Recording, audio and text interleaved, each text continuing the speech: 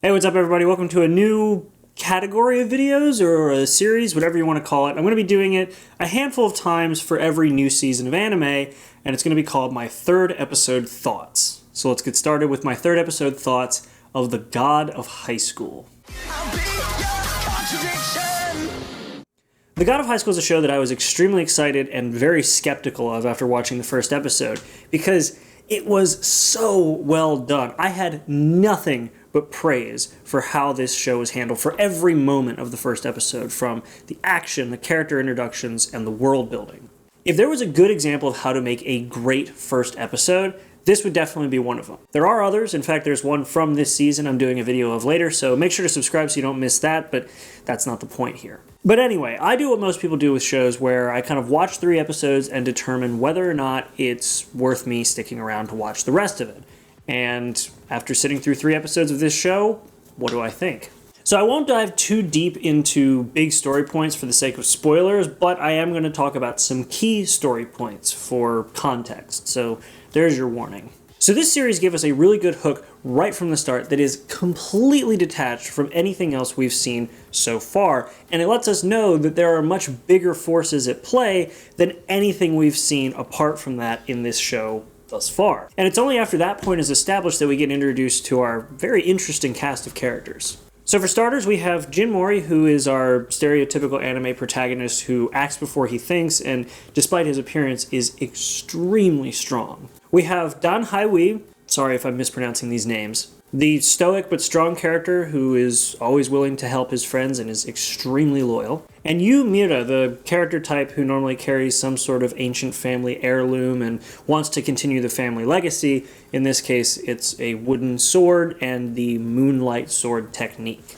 Okay, so I said interesting to describe these characters, and those generic descriptions aren't really the most interesting, but trust me, those descriptions don't really do these characters justice once we start to really get into these first 3 episodes. And as of episode 3, we actually start to see that there's more to these characters than what we initially thought, at least in terms of Jin and the administration staff. So that could be interesting, and I feel like that's something that's going to continue throughout this series, but we shall see. So within these first 3 episodes, the characters, their abilities, and their overall goals have been established pretty well. So that sets it off for a pretty good overall series, and the story itself is pretty good as well. Right out of the gate, we have, like I said at the beginning, some sort of supernatural element at play in the story, but we also see that the tournament in and of itself is pretty unique. After the first episode's Battle Royale, there is a pretty stringent overall bracket, so if these characters that we have as main characters finish defeating all the other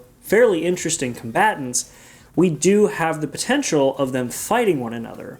Or, and hear me out on this one, they play more into the supernatural element that we've sort of established is a part of this world, and even something we saw in episode 3, so that could play into it and completely throw the rest of that bracketed setup into complete disarray, potentially just ending the tournament and going on to do something else. Either one would be fine in my opinion, because we already have an implied understanding of the strength of these top admin members of the tournament, and it's also been pretty clearly established that no matter whether they're friends or not, Jin has no problem getting excited and being willing to fight his friends just to become stronger or prove that he's strongest, whatever his deal is. So I mean, in all honesty, either one would be fine for me. So with all that established, we now get to what concerned me the most, since this series is a Crunchyroll original that was based off of a webtoon, the animation. I was honestly expecting this show to be the kind of show that blows me away with the first episode in its presentation and overall animation,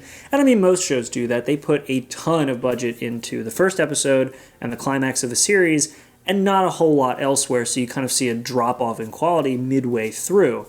But this show completely proved me wrong. Every single one of the first 3 episodes has been on point with its animation. And after watching the behind the scenes that Crunchyroll put up about how they did the fights and animation, it really doesn't surprise me. In fact, it reminds me a lot of the sort of Mob Psycho 100 approach to the animation, where the animation isn't just how the story is presented, it's part of the character of the overall show. Essentially, the style and animation become part of the personality of the show, for lack of a better term. So seeing that there's a lot of time, passion, and care going into the animation of this series, I genuinely expect this show to be an extremely visually pleasing addition to this season of anime. So 3 episodes into The God of High School, is this show worth watching? Well, if you're still asking that question this far into the video, clearly you weren't listening, but I'll spell it out for you anyway. So between the hints at something bigger than what's been established, the genuinely interesting and very engaging characters, and the incredible visuals of this show,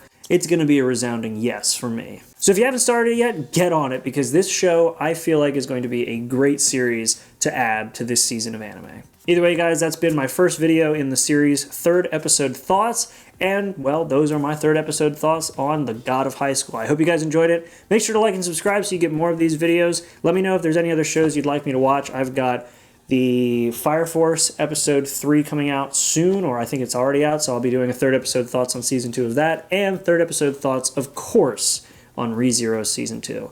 So thanks for watching, guys, and I'll see you in the next video. Make sure to be there, and have a good one.